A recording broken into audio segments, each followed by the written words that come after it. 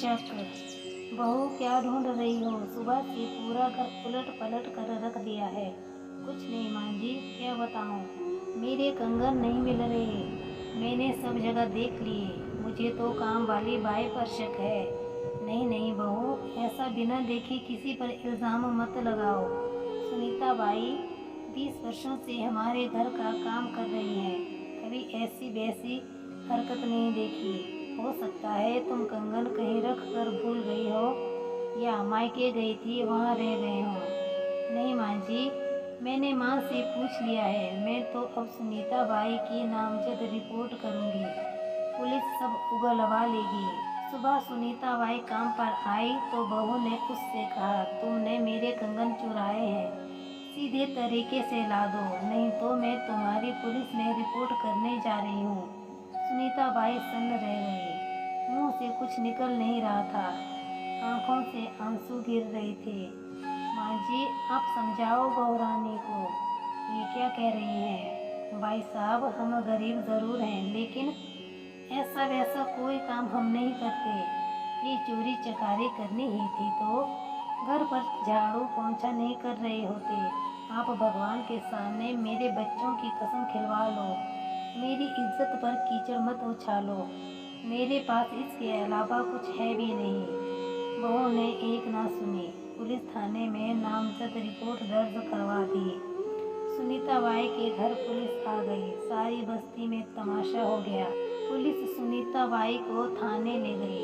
Sunita by के 5 बच्चे रोते रोते माँ जी के पास आ गए। माँ जी, माँ को पुलिस पकड़ कर ले गई है। माँ जी ने बच्चों को ढांढस बांधते हुए कहा, तुम घर चलो, ये कुछ पैसे ले जाओ, कुछ खा लेना, हम तुम्हारी माँ को लेकर आते हैं। चिंटू के पापा, अजी सुनते हो, तुम्हारी बहू ने गरीबन को फंसा दिया है। अपनी चीज का ध्यान नहीं, गवाह ना सबूत, बेचारी निर्दोष थाने में बैठी है। जल्दी चलो, उसे छुड़ा लाते हैं। बहू बड़बड़ाती रही। माँ जी और साहब थाने पहुँच गए। सुनीता बाई की जमानत ली। थाने से उसे घर छोड़कर आ गए। बस्ती और काम वाली जगह पर झूठी बदनामी से सुनीता बाई को गहरा धक्का लगा।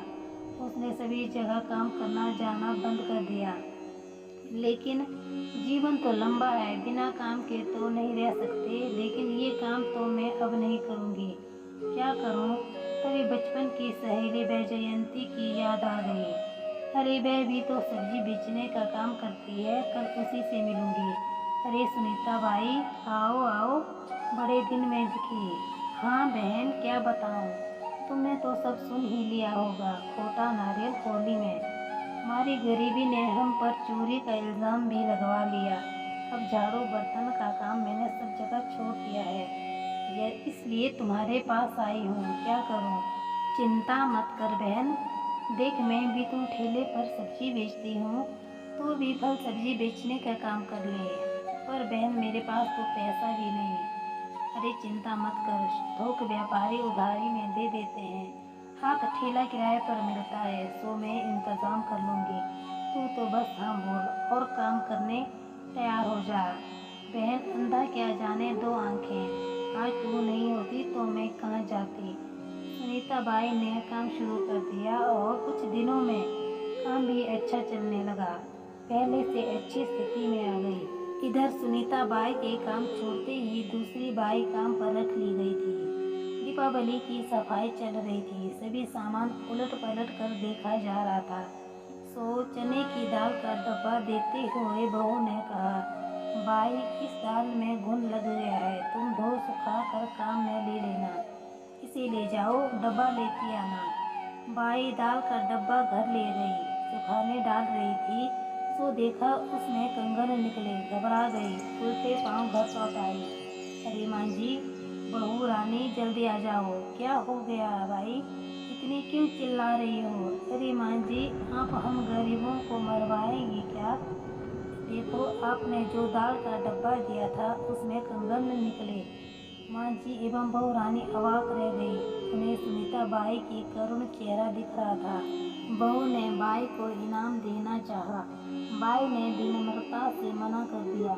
माँ जी, भगवान ने हमारा ईमान बचा लिया, यही हमारा बड़ा इनाम है। माँ जी ने बहू रानी की ओर मुखातिब होते हुए कहा, देखो ऐसे होते हैं छोटे और गरीब लोग, मन के साफ दिल के बड़े।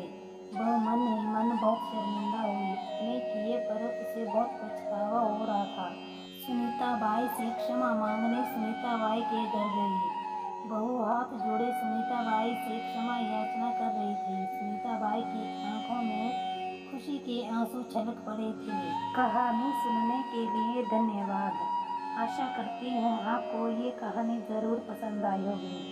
चैनल पर नए हैं तो चैनल को लाइक, कमेंट और सब्सक्राइब करना ना भूलें।